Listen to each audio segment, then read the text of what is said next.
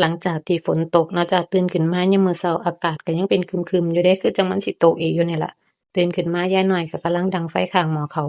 แม่นข้อยตื่นเช้ารือตื่นสายบุปกติข้อยตื่นมานี่เลาสิหม้อข้าวเลาใกล้สิสุกแล้วเดะบ่ซั้นเลาก็ส่ายแล้วมื้อนี้หัวกะดังไฟหอมๆเลี้ยวเข้าไปในสวนคือเป็นสีเขียวๆซุ่มๆซั้นดอกบ่ได้ค่อยเข้าไปเดะย้านงูย้านหยังเบิ่งเหลียวไปบักม่วงแก้วขมิ้นกำลังเป็นดอกแหมจ้ะเบิ่งบักฮุ่งบ่ค่อยได้ปิดตำมันเหิมเป็นตาตำแซ่บๆ วันเสาร์อาทิตย์ก็สิปีนมาตำอยู่มันสิทันบ่บุเพื่อสิฮอดวันเสาร์คือมันสิกลายเป็นบักฮุ่งสุกซะบุนี่บ่อึดบ่อยากคือเพิ่นว่าล่ะมีซุแนวเดะแต่บ่ค่อยเก็บกินย่างรอคราวหนึ่งก็สิฟ้าวมารีดสูตรเฮ็ดงานน่ะจ้ะสูตรเฮ็ดงานนี่ก็รีดมื้อละสูตรเดะบ่รีดเผื่อไว้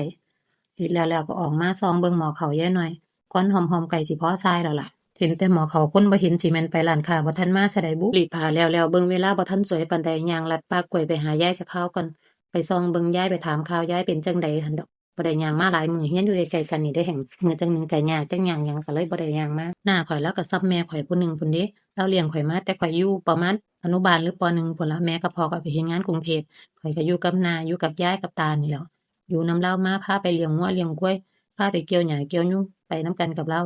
ย่างมาหาเลามาปรึกษาเฮ็ดคลิปไปฮอดไสแล้วเป็นจั่งใดมีรายได้ปล่อยผ่านไปจั่งซี้แล้วติดขัดปัญหาอิหยังก็มาปรึกษากันกับเลา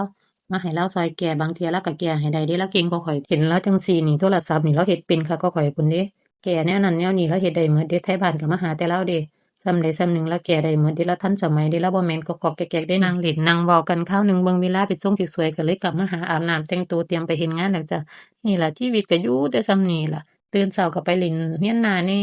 กลับมาก็อยู่แต่เรือนจั่งซี้ล่ะบ่ได้ไปไสมาไสดอกคันไปอีหลีก็คือไปกับลูกไปหาลูกจั่งซี้บ่มักออกไปหาเล่นนำคนเพราะปานใด เป็นบ่มักสังคมแหมมักอยู่แต่จั่งซี้ล่ะยามมื้อเช้าไปเฮ็ดงานยามมื้อแลงกลับบ้านอยู่จั่งซี้ล่ะวน